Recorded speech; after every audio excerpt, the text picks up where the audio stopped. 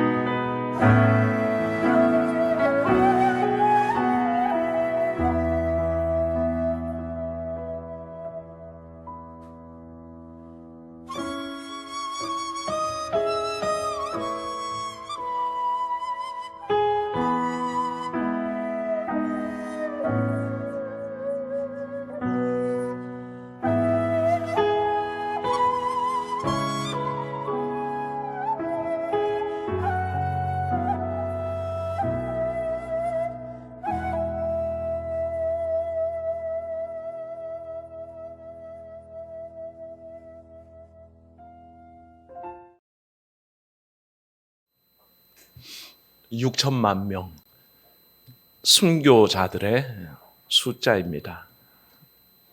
대략의 숫자이지만 그렇게 많은 분들이 믿음을 위해서, 주를 위해서 목숨을 기꺼이 내버렸습니다. 순교 엄청난 사건이죠. 그냥 사파를 보고 있음에도 그게 상상이 되면 감히 두려워서 그 죽음의 현장을 어떻게 견뎌냈을까 하는 그 가슴 뜨거움이 있어서 잘 바라보기가 어렵습니다. 사자에게 몸이 뜯기면서 불길에 몸이 살이 타들어가면서 뭘 지키기 위해서 그렇게 견뎌냈을까라는 생각을 합니다. 그래서 순교를 생각하면요, 머리로는 엄청난 믿음의 사건이다라는 고백이 되어집니다. 그러나 한편 생각해 보면요, 그 엄청난 믿음의 사건이 우리의 삶의 현실 속에 실감이 되지 않아서 너무나 조금 동떨어진 느낌이 들어서 우리는 가끔씩 어색한 느낌이 듭니다. 다시 말하면 순교는 지극히 대단한 일인데, 특별한 일인데, 이에 반해 우리의 일상 믿음의 생활은 너무 일상적이라는 것이죠. 어떤 위협도 없습니다. 어떤 박해도 없습니다. 그저 매일의 일상 속에서 믿음 생활합니다. 너무 편하게 믿는 것일까요? 아무런 위협이 없어서 우리는 이렇게 믿음에 경계감도 없고 위기감도 없는 것일까요? 오늘 우리는 이 순교자 기념주일에서 우리의 믿음을 한번 생각해 보며 특별히 우리가 믿고 있는 이 믿음 중에 가장 드러나는 믿음의 행위, 예배를 통해서 우리의 믿음은, 우리의 예배는 순교 정신에 입각하고 있나 돌아볼 필요가 있습니다. 희생 위에 드려지는 우리의 믿음의 고백이 있습니다. 우리가 알고 있거니와 구약의 모든 예배들은요, 제사 이야기입니다. 예배 이야기들이 담겨 있습니다. 성경 구약을 읽어가다 보면 수많은 예배의 사건들, 제사의 사건이 있습니다. 근데 구약의 제사는 어떻습니까? 그냥 드려집니까? 아니요. 거기에는 희생이 있었습니다. 피 흘림이 있어야 그게 제사가 됩니다. 제사 드리는 사람이 제물을 가지고 와서 대신에 자기 대신에 그 제물의 피를 흘리게 합니다. 그 피의 대가로 말미암아 자기 죄 사함을 받고 하나님께로 나아가는 길이 열린다고 믿었고 또 그렇게 예배를 드렸었습니다. 그래서 이 제사, 예배를 빼고는 구약의 성도들의 삶을 얘기할 수가 없었습니다. 당연히 제사 드리는 것이요, 당연히 예배하는 것이었습니다. 그것을 위해서 자기 희생을 내어놓는 것이죠. 구약의 수많은 이야기들이, 제사 이야기들, 예배 얘기가 담겨 있습니다. 창세기만 봐도 가인과 아벨의 제사 얘기, 노아가 드린 제사, 아브라함의 제사, 수많은 제사 얘기가 기록되어 있죠. 그 이후에도 하나님께서 모든 민족에게 복 주시기 위해, 특별히 자기의 민족에게 복 주시기 위해 이스라엘을 택하셨고 출애굽하는 그 과정 속에도 제사 이야기는 끼어듭니다. 하나님께서 이스라엘을 출애굽시켜서 구원하실 때도 오직 한 가지 목적, 저들을 통해 경배받기 위해서다라고 그렇게 말씀하셨던 것을 기억합니다. 그래서 하나님께서는 이스라엘 백성과 언약 관계를 맺으면서 이 제사를 알려주셨죠. 예배 드리는 방법이었습니다. 번제, 소제, 또 속죄제, 속건제, 화목제. 이게 구약의 5대 제사입니다. 이 5가지 제사를 가르쳐 주시며 그것을 통해서 하나님을 만나도록 인도하셨다는 거죠. 그런데 이 제사들에게는 완전한 자기 희생이 있습니다. 아브라함의 제사를 예를 들어 볼까요? 아브라함에게 하나님께서 제사를 요구하실 때, 예배를 요구하실 때에 한 가지 제물을 원하셨습니다. 그게 뭘까요? 100세 되어서 얻은 자기의 사랑하는 독자 아들 이삭이었습니다. 하나님께서는 그 100세가 된 다음에 아들 이삭을 주신 다음에 어느 날 아브라함에게 얘야, 네가 나에게 제사 드릴 때에 네 아들 이삭을 제물로 바쳐라. 이렇게 말씀하십니다. 청천벽력이지 않습니까? 하나님 차라리 내 목숨을 달라고 하십시오. 어떻게 내 아들을 달라고 하십니까? 라는 마음이 왜 안 들겠습니까? 그럼에도 불구하고 아브라함은 자기 그 100세가 넘은 그 삶 속에 전부라고 할 수 있는 이삭을 드리기로 작정해 버립니다. 쉬운 일이 아닙니다. 근데 아브라함의 결정 속에는 어떻게 했다고요? 아들 이삭을 드리기로 작정해 버립니다. 사람들이 난리 나지 않겠습니까? 아내 사라가 가만히 있겠습니까? 당신 미쳤어? 무슨 소리야? 어떻게 내 아들, 그 생떼 같은 내 아들 이삭을 하나님 앞에 드린단 말이야? 그런 제사가 어디 있어? 하나님이 그런 제사 왜 요구하시지? 이상한 하나님이네? 라고 바가지를 끌고 쓸 수도 있습니다. 그러나 아브라함의 결정은 단호합니다. 하나님이 원하시니 지금 나의 전부라고 하시는 아들 이삭조차도 드려서 하나님을 섬기는 것이 맞다라고 결정해 버립니다. 사랑하는 여러분, 여기에 순교 정신이 녹아 있습니다. 하나님 앞에 우리가 설 때에 어쩌면 하나님께서 우리에게 요구하시는 바가 있습니다. 아브라함에게 아들 이삭을 요구하듯이 어떤 때는 나에게 시간을 요구하십니다. 어떤 때는 물질을 요구하실 때도 있습니다. 어떤 때는 건강을 요구하실 때도 있습니다. 그때 왜 그런 생각이 안 들겠습니까? 굳이 내가 이렇게까지 믿어야 될까? 이렇게 믿는 게 예배하는 삶이요, 이렇게 믿는 것이 그리스도의 신앙일까라고 마음에 회의가 오시는 분들도 있을 겁니다. 그러나 순교의 신앙을 가진 사람들의 특징이 뭔지 아십니까? 그냥 그렇게 해버립니다. 하나님이 원하시니 내 목숨을 드려야지.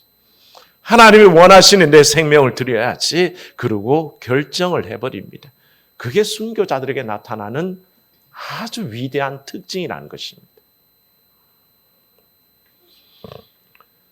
아브라함은 그렇게 하나님 앞에 자기를 드리기로 결정해버렸을 때 하나님이 놀랍게도 그 아브라함을 아들을 잡으려는 그 순간에 딱 손길을 멈추게 하시고, 예, 아브라함아, 네 아들조차 아끼지 않고 죽이려는 그 마음을 보니 내가 너의 나를 향한 사랑을 알겠다. 멈춰라. 그리고 그것을 하나님께서 아브라함에게 믿음으로 인정해 주셨고 의롭다 인정하셨습니다. 그리고 대신에 수풀에 걸린 순양을 대신 제사 드리게 하셔서 받아주셨죠.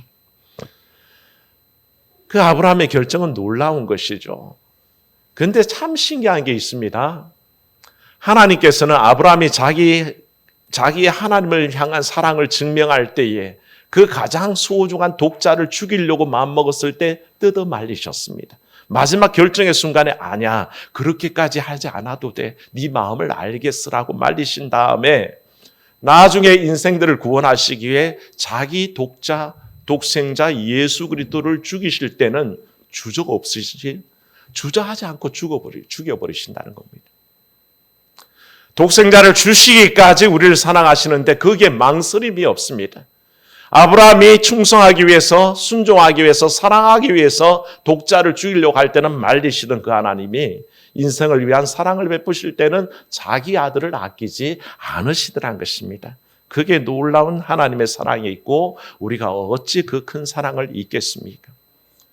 이걸 기억하는 게 순교자들의 정신입니다. 나를 사랑하신 그 사랑을 잊을 수 없게 그 사랑을 인정합니다. 그리고 나의 전부를 드리기까지 기꺼이 사랑함으로 고백하는 모습을 보게 됩니다. 하나님은 아브라함이 기꺼이 자기 독자를 하나님께 드리고 그렇게 섬기겠다고 마음먹은 것만 인정하셔서 그것까지도 다 인정하셔서 독자를 말리셨죠. 그러나 하나님은 참으로 그 사랑을 다 주실 때에 독생자를 주시기까지 우리를 사랑하셨습니다. 이걸 깨닫는다면 어찌 우리가 주님께 대해서 우리 목숨 들여 섬기기를 마다하겠습니까? 오늘 동영상을 통해서 많은 순교자들의 이야기가 흘러갔었습니다. 주님께서 내 평생에 나를 부인한 적이 없는데 내가 어찌 주를 부인하리요? 내가 주님께 배운 그대로 주님을 사랑합니다. 내 전부를 들여서 하나님을 사랑합니다. 그렇게 고백하는 수많은 사람들을 보게 됩니다. 그게 자기를 드리는 바로 온전한 예배요, 온전한 사랑인 것을 깨닫게 됩니다. 이 아브라함의 제사 이후에 많은 제사들이 있었습니다. 믿음의 사람들이 자기를 하나님 앞에 확정하기 위해 제사를 드렸고, 레위기로 넘어오면 하나님께서 이스라엘 백성과 언약 관계를 맺기 위해 제사를 명하셨습니다. 그게 5대 제사라 그랬죠. 번제와 소제와 속죄제, 속건제, 화목제를 드리게 하셔서 그걸 통해서 하나님을 만났었습니다. 이 제사는 오랫동안 유지가 됐었습니다. 그건 1500년 이상 유지가 되다가 마침내 예수 그리스도가 오면서 이 제사는 폐지가 됩니다. 더 이상 제물을 잡아서 제사를 드릴 필요가 없게 되었습니다. 왜 그럴까요? 예수 그리스도라는 제물을 통해서, 그 어린 양 예수 그리스도를 통해서 단 유일적인 한 번의 제사를 통해서 모든 죄를 다 씻어버리십니다. 그래서 그 제사를 믿는 이들마다 구원함을 얻고 그 한 번의 피 흘림을 통해서 우리가 하나님께로 나가는 통로를 얻게 된 것입니다. 그러니 다른컨대 오직 예수 그리스도를 통해서만 주를 만나는 줄로 믿습니다. 이게 복음입니다. 이가 바로 진리입니다. 오늘 우리가 이 사실을 믿으며 예수께로 나아가는 것입니다. 더 이상의 제사가 필요한 것이 아니라 오직 예수 그리스도의 피 흘림을 믿음으로 말미암아 우리 모두가 죄 사함으로 나아가고 하나님께로 나아간다는 것이죠. 이게 복음이라는 것입니다. 이 사실을 믿으시기를 축원합니다. 이 복음으로 나아가야 됩니다. 우리는 이것을 믿으며 하나님께 나아갑니다. 그래서 매일 하나님을 만나게 되죠. 구약에서는 제물을 들고 주님을 만났지만 오늘 신약의 여러 성도들은 오직 예수 그리스도를 믿는 믿음으로 우리 하나님을 만나게 됩니다. 그리고 이 만남 속에 우리는 깨닫게 됩니다. 바로 예수께서 날 위해 피 흘려 주시고 주심으로 말미암아 이 길이 열렸구나. 그러니 이 길을 믿고 나아가는 우리가 어찌 내 생명을 아끼겠습니까? 어찌 내 물질을 아끼겠습니까? 어찌 내 건강을 아끼겠습니까? 어찌 내 시간을 아끼겠습니까? 주께 다 드리겠습니다라는 결단이 생겨납니다. 이게 뭘까요? 이게 바로 순교 신앙이라는 것입니다. 예수 그리스도의 모습을 따라 살다가 순교자의 반열에 오른 첫 번째 사람이 오늘 읽은 말씀의 그 본문의 주인공 스데반 집사님입니다. 그는 주님을 만났습니다. 예수 그리스도를 통해 구원의 길을 알았습니다. 그리고 유대인들이 생각하고 있는 그런 유대교의 진리가 아니라 예수께서 바로 자신들의 죄를 사하시고 십자가에 못 박혀 죽으심으로 말미암아 구원하셨다는 사실을 깨닫게 됩니다. 이 얘기가 너무 듣기 싫은 공회의원들이 또 유대교 사람들이 자기를 둘러싸서 얼마나 자기를 싫어하는지 눈에 불을 켜고 돌덩어리를 쥐고 돌을 던지려고 흉흉한 그냥 얼굴이 시뻘개서 눈이 벌게서 덤벼듭니다. 그래도 스데반은 흔들리지 않습니다. 오직 날 구원하신 예수 그리스도를 증거하기 위해서 그 많은 사람들의 그 돌팔매질 앞에서 든든히 견뎌냅니다. 그리고 사실은 순교할 때에 자기를 응원하며 하나님 우편에 앉아 계신 예수 그리스도를 그 피 맺힌 눈으로 쳐다보며 마침내 승리의 길로 들어갑니다. 그의 입술을 비집고 나온 한마디 외침이 있습니다. 무릎을 꿇고 크게 불러 이르되 주여 이 죄를 저들에게 돌리지 마옵소서. 그러고는 자니라. 그렇게 성경은 기록하고 있죠. 스데반이 일평생 순교의 순간까지 그렇게 믿었던 예수 그리스도, 그분이 십자가에 달리실 때 주여 이 죄를 저들에게 돌리지 마옵소서. 저들은 저들이 하는 일을 알지 못하나이다. 용서하시며 죽으셨는데 이미 그 예수 그리스도를 쫓아가던 이 스데반의 입술에는 바로 예수님 닮아서 고백되는 주여 저들의 죄를 저들에게 돌리지 마옵소서. 그렇게 기도하는 모습을 보게 됩니다. 이 순교가 시발점이 되어서 순교의 역사가 이어집니다. 스데반이 죽고 나자 나중에 사도 야고보가 순교를 하게 됩니다.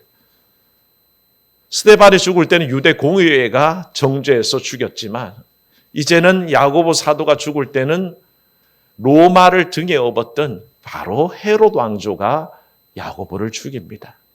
그걸 보고 백성들이 유대교인들이 좋아하니까 좀 더 잡아 죽일 사람이 없는가 싶어서 베드로도 잡아들이고 요한도 잡아들이고 그렇게 합니다.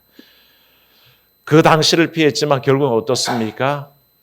주후 1세기에서 3세기 사이에 수많은 믿음의 사람들이 죽음 당하기 시작합니다. 순교를 당하기 시작합니다. 선교 1세기에 이미 사도들이 다 순교를 합니다. 그리고 로마가 기독교를 공인하기 전까지 로마의 박해 아래 수많은 사람들이 순교의 길로 걸어갔던 것을 봅니다. 사랑하는 여러분, 그런다고 교회가 흔들린 적이 있는지 아십니까? 사도 야고보가 죽는다고 그 동생 사도 요한이 두려워한 적이 있는지 아십니까? 아무 사도들도 두려워하지 않았습니다. 오히려 그 길이 나도 가야 할 길로 알고 있었고요. 그 길을 그냥 쫓아가는 그 걸음걸음으로 자기의 정체성을 확보하고 확정했습니다. 그래서 신학자 터툴리안이 얘기합니다. 교회는 세 가지 액체를 먹고 커간다라고 얘기합니다. 그 세 가지 액체가 뭐냐면 바로 땀과 눈물과 피라고 그랬습니다. 교회는 이것을 먹고 크게 되어 있습니다. 성도들이 흘리는 땀과 성도들이 기도하며 흘리는 눈물과 성도들이 주를 위해 희생하는 피가 바로 교회의 성장의 원동력이라는 것이죠. 그게 없이는 교회가 자라날 수 없다는 것이죠. 이 순교 정신을 알고 있었던 사람이 바로 사도 바울입니다. 사도 바울이 순교했던 곳은 사실은 로마 감옥을 마지막으로 해서 순교를 당하죠. 성지순례 때 가봤지만 로마 감옥에서 형장까지 몇백 메타 거리를 끌려가서 거기서 목 잘림으로 순교를 하게 됩니다. 그 길을 따라 그러면서 별별 생각이 다 들었습니다. 별로 길지 않는 그 길을 걸어가며 사도는 어떤 마음이었을까? 이제는 끌려가서 목이 잘리고 나면 하나님 곁으로 갈 건데 거기에 대해서 어떤 마음이었을까라는 생각을 하며 혹시 나는 이 길을 갈 기회가 왔을 때에 기꺼이 갈 수 있을까? 내 사랑하는 가족들과 내 부모와 형제들을 다 뒤에 두고 기꺼이 이 길을 갈 수 있을까라는 생각할 때 괜히 할 일 없이 눈물이 흘러나는 거 왜 처량함이 있잖아요. 사람이 희한합니다. 그 상황이 되니까 괜히 그런 마음이 드는 거 있죠. 그때 사실은 바울의 여러 편지들이 생각났었습니다. 사도 바울이 로마 감옥에서 빌립보 교회에 편지를 보냈습니다. 만일 너희 믿음의 재물과 섬김 위에 내가 나를 전제로 드릴지라도 나는 기뻐하고 너희 무리와 함께 기뻐하리니 이와 같이 너희도 기뻐하고 나와 함께 기뻐하라. 그렇게 얘기합니다. 전제물이 뭡니까? 번제를 드릴 때요 더해서 드리는 제물입니다. 번제물을 드릴 때 어린 양 한 마리를 잡아서 1년 된 양을 가지고 제사를 드리며 거기에 덧붙여서 드리는 게 있습니다. 약간의 기름도 드리죠. 포도주와 독주를 얹어서 드리기도 합니다. 그걸 전제물이라 그러는데 바울은 자기가 하나님 앞에 드려지는 제물로 드리는데 그 운명을 직감했습니다. 이게 마지막일 것 같다. 이제 여기서 순교하게 될 것 같다라고 생각하면서도 자기 상황이 전제물로 드려지는 그 상황 속에서 뭐라고 고백합니까? 내가 기뻐하리니 너희도 기뻐하고 나와 함께 기뻐하라. 죽는 자리가 뭘 그렇게 기뻐서 빌립보 교회를 향해서 기뻐하라라고 얘기할까요? 그러나 바울은 순교 정신 가운데 바라본 겁니다. 자기가 이 땅에서 삶이 전부가 아니라 여기에는 목 잘려서 순교하지만 자기에게 예비된 길을 봤습니다. 그 운명을요 사랑하는 아들 디모데에게 믿음 안에서 난 아들에게 전하기를 마지막 편지에 그렇게 썼습니다. 디모데후서 4장 6절에 보면 똑같이 전제라는 표현을 쓰며 내가 전제와 같이 벌써 부어지고 나의 떠날 시각이 가까웠도다 라고 그렇게 고백합니다. 바울은 알고 있었다는 것입니다. 자기가 전제로 드려질 때가 왔다는 걸, 하나님 앞에 제물로 드려질 때가 왔다는 걸 알고 있으면서도 결코 두려워하지 않았었습니다.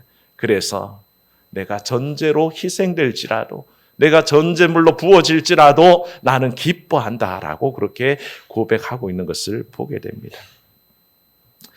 사랑하는 여러분, 순교가 무엇인지 두려움 가운데 바라봅니다. 진지함으로 그 사실을 바라볼 때마다 나는 과연 그렇게 할 수 있을까라는 생각이 들 때마다 그럼에도 불구하고 예수 그리스도의 사랑이 우리에게 그 기회를 허용한다면 그때가 만약 내게 주어진다면 나는 어떻게 결단해야 할까라는 것을 생각하게 한다는 것입니다. 사도 바울은 하나님 앞에 전제물로 드려지는 그 기쁨을 깨달은 다음에 성도들을 권합니다. 뭐라고 권합니까? 한번 따라합시다. 너희 몸을 거룩한 산제물로 드리라. 그게 바울이 깨달은 진리입니다. 하나님 앞에 자기를 드리는 사람으로서 하나님이 자기를 받으심으로 기뻐하실 그 모든 뜻을 깨닫는 사람은 또한 구원하기를 너희 몸을 거룩한 산제물로 드리라 라고 자신 있게 말하는 것을 보게 됩니다. 이런 믿음 앞에서 우리를 돌아봅니다. 우리는 대개 하나님을 믿을 때 뭔가 얻을 게 없을까 기대하는 마음으로 나아갑니다. 사도 바울이나 순교자들, 그들은 우리의 믿음의 결과 다른 것 같습니다. 우리도 하나님께 뭔가를 드리며 더 받기를 원합니다. 그걸 때로는 우리는 복이라고 부르기도 합니다. 그러나 순교의 신앙을 보면요, 그게 아닙니다. 하나님께 뭔가를 바래서가 아니라 내가 하나님의 사랑을 깨달았으니 내가 뭘 드릴까를 깊이 고민하며 나아간다는 것입니다. 그래서 우리의 일상의 예배가 사실은 달라져야 됩니다. 내가 어떻게 하나님 앞에 전적으로 드릴까를 생각해야 됩니다. 쉽게 얘기하면요, 우리가 일상적으로 드리는 이 예배 한 번을 위해서 과연 우리는 목숨을 내어놓고 있는가라는 것을 생각해야 됩니다. 사랑하는 여러분, 예배 한 시간에 목숨 거는 여러분 되시기를 축원합니다. 마치 이 시간에 예배할 수 않으면 다시는 예배할 수 없는 사람처럼 예배에 진지하고 목말라야 됩니다. 사랑하는 여러분, 말씀 사모하시기를 축원합니다. 교회 와서 편히 쉬시는 것도 좋지만 이 말씀 지금 안 들으면 못 들을 사람처럼 집중해야 됩니다. 그래서 말씀 붙들기 위해서 애써서 목사님 얼굴 똑바로 쳐다보면서 이때가 지나가면 못 들을 말씀처럼 그렇게 진지함으로 받아야 됩니다. 잠시 집 생각 접어놓으시고요. 주방에 밥 끓고 있나 생각하지 마시고 그저 이 시간에는 말씀에 예배에 집중하는 마음이 있어야 됩니다. 예배 시간이 되면 주일이 다가오면 마치 그거 놓치면 큰일 날 사람처럼 기차 놓쳐가지고 그냥 발동동 구를 그런 심정으로 아이고 예배 늦었네. 아이고 주일날 예배 교회 못 가면 어떡하지? 그런 안타까운 마음으로 주 앞에 나오는 결단이 있어야 됩니다. 그게 작은 일 같지만요. 그게 예배를 향해서 믿음을 향해서 목숨 거는 행위입니다. 남들은 저게 뭐 저렇게 대단해서 일주일에 아니 1년에 52번이나 기회가 있는데 왜 저렇게 한 번 빠지면 대단한 걸 놓치는 것처럼 저럴까 싶을 때에도 여러분 마음속에는 이게 생명입니다. 이거 놓치면 큰일 납니다. 그런 마음으로 나아오셔야 합니다. 그게 바로 순교자들의 믿음을 생각할 때 요만큼이라도 갚는 우리 믿음의 고백이라는 것입니다. 목숨은 그냥 내 일신상의 이익과 배치되면 언제나 예배는 내팽개쳐버리는 세상 일이 더 중요해서 주일이 다가와도 아무것도 아닌 것처럼 포기해버리는 과연 예배가 하나님을 섬긴다는 일이 내 삶에 도대체 목숨을 걸 만한 일인가 회의를 느끼는 사람들. 우리는 순교신앙 앞에서 진지하게 돌아봐야 됩니다. 과연 내 마음속에 내 일신상의 이익보다도 더 주님이 소중한지 내가 세상 일보다 주일을 지키는 게 더 중요한지 하나님께 예배하는 일, 하나님을 섬기는 일이 정말 목숨 걸 만한 일인지에 대해서 우리는 중대한 결단을 해야 될 때라는 것입니다. 사랑하는 여러분, 순교자들이 바로 이것을 바라봤습니다. 이 땅의 삶만 가지고 보면 안 중요할 수도 있습니다. 세상 일이 더 중요해 보일 수도 있습니다. 그러나 영원히 우리에게 주어질 부활과 저 내생의 삶, 우리에게 영원히 주어질 영원의 삶을 바라보면 그게 제일 중요합니다. 그때를 준비하고 그때를 향해서 나아가는 것이 바로 순교신앙이라는 것이죠. 사랑하는 여러분, 이 순교자 기념주일에 바로 그런 순교신앙의 결단이 있기를 주의 이름으로 축원합니다. 은혜로우신 하나님, 순교자 기념주일을 허락하신 거 감사합니다. 참으로 우리는 순교자들의 그 발끝도 쫓아가지 못하는 믿음을 갖고 있습니다. 어찌 주를 위해 목숨까지 내어놓는지요. 그때가 되었을 때 우리도 과연 그럴 수 있을지 두렵기 짝이 없습니다. 목에 칼이 들어오고 시뻘건 불길이 솟아오르고 사나운 짐승들이 야가리를 벌리고 나를 삼키려 할 때에 그때도 내가 내 목숨 내어놓고 주를 섬길 수 있을지요? 무서운 총칼이 나를 겨누고 있고 총뿌리가 나를 겨눌 때 나는 주님을 사랑합니다. 주께서 나를 사랑하셨으니 내가 어찌 주를 배반하리이까? 그렇게 고백하며 기꺼이 천성을 향해 갈 수 있는지요? 우리의 연약함을 돌아보며 오늘 참으로 이 순교자 기념주일에 우리의 얄팍한 믿음을 돌아봅나이다. 하나님, 우리에게 순교 믿음을, 순교 신앙을 전승하게 해주시고 그 결단이 있게 하사 참으로 믿음 때문에 내 목숨 내어놓고 하나님 사랑 때문에 나의 물질 내어놓고 우리 주를 너무 소중하게, 주님께서 소중하게 내 시간을 내어놓는 그런 결단이 있게 하여 주시옵소서. 그런 주를 향해 내 모든 것을 거는 믿음이 순교 신앙을 향해 걸어가는 한 걸음 한 걸음 되는 것을 믿게 하여 주시옵소서. 주 예수님 이름으로 기도하옵나이다. 아멘.